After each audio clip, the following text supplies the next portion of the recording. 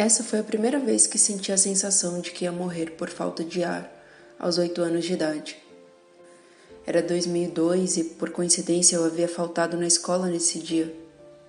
No dia seguinte, a tia Nancy, que era a inspetora que ficava no pátio da escola na hora do recreio, questionou minha falta. Foi então que uma coleguinha de classe respondeu por mim. Ele faltou porque estava com dor no coração.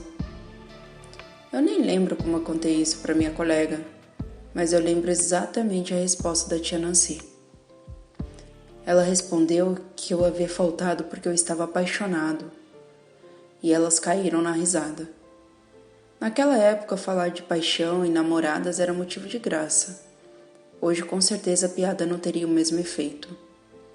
Mesmo com vergonha, eu também ri, mas eu fiquei sem entender o que aquele desespero que eu tinha sentido tinha a ver com o fato de estar possivelmente apaixonado. Eu também jamais imaginaria que a tal paixão dita pela tia Nancy iria se estender por anos a fio.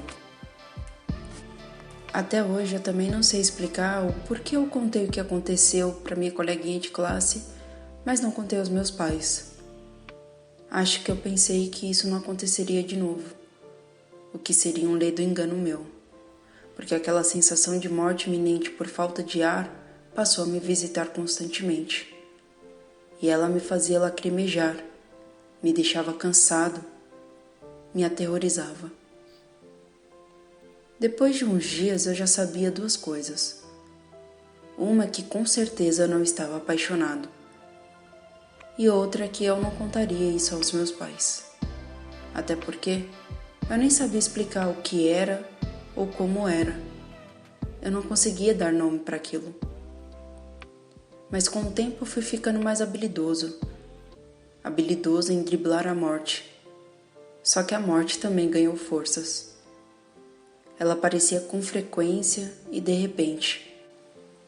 Eu tentava ser bem discreto, por isso eu fingia estar bocejando para ninguém perceber que eu estava desesperadamente tentando respirar. Uma vez eu viajei de férias para a casa da minha prima e ela reparou na minha abrição de boca, nas minhas inúmeras tentativas de puxar o ar. Aí eu contei para ela que às vezes eu não conseguia respirar. E ela me disse que conhecia uma pessoa que tinha sopro no coração e que também ficava assim. Hoje é engraçado lembrar disso, mas nós éramos crianças, então para mim aquilo fez sentido. Os anos passavam e eu lidava com a morte do meu jeito.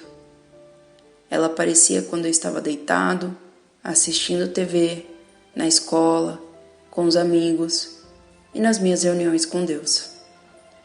Se alguém ficasse me olhando, eu me desconcentrava e não conseguia aplicar minha técnica. Então eu tinha que dar um jeito de sair do local para um banheiro ou qualquer lugar que eu pudesse ficar sozinho.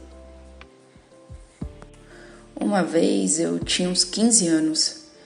Eu lembro que eu estava no ônibus voltando para casa e próximo ao último ponto, a morte resolveu me visitar. Ali eu iniciei uma luta bem discreta com ela. Eu bocejei uma vez, 2 vezes, 3 vezes, 4 vezes e nada. Pronto. Ali começou meu desespero. Eu não tinha oxigênio. Eu não conseguia respirar. O ônibus parou e todos os passageiros desceram. Menos eu. Eu continuei sentado, atônito, enquanto o motorista e o cobrador faziam uma pausa para o café. Nesse dia eu achei que eu ia perder a luta, porque os episódios em que a minha técnica não funcionava e eu achava que de fato eu ia morrer se intensificaram. Já tinham se passado alguns anos desde a primeira vez que aquela sensação de morte me disse oi pela primeira vez. Nesse meio tempo eu já havia mudado de casa algumas vezes e trocado de família algumas vezes também. Na última vez eu estava morando com a minha avó. Ela fazia terapia no SUS uma vez por semana. Ela me inscreveu na lista de espera e, para minha surpresa, eu fui chamado rapidamente. Eu acho que é porque no interior é mais fácil de conseguir, sei lá. Mas eu adianto que a minha terapia durou poucas semanas, que eu ia, mas eu achava que tudo que eu dizia para ela não passavam de groselhas. Eu ficava com vergonha depois Eu sentia que estava tirando o lugar de pessoas com sérios problemas.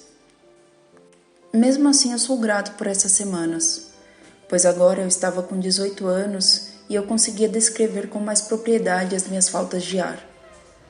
Foi quando a psicóloga, a doutora Mariana, me disse que aquilo eram crises de ansiedade. Mesmo em 2012, eu ainda não fazia ideia que alguém poderia ter crises de ansiedade.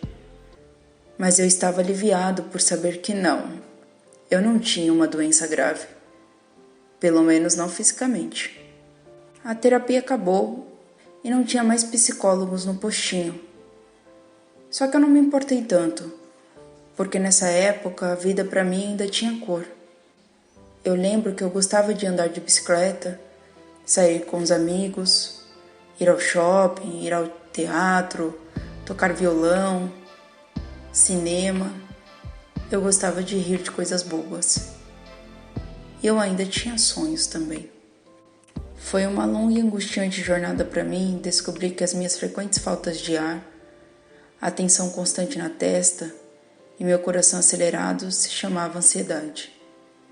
Hoje, com quase 30 anos de idade, eu tenho enfrentado uma intensa batalha contra outros tipos de sensações.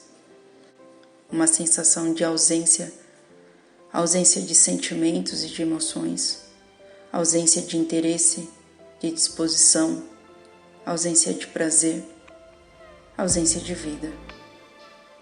Eu fiz esse canal para desabafar com vocês, para tentar me ajudar e ajudar quem mais se identificar comigo. Por isso eu peço humildemente que, se você se identifica, se inscreva no canal. Dessa forma eu vou sentir que você está pegando na minha mão neste momento. Eu não quero aparecer, pois eu me sinto acabado demais para isso, mas pretendo estar sempre aqui conversando com vocês.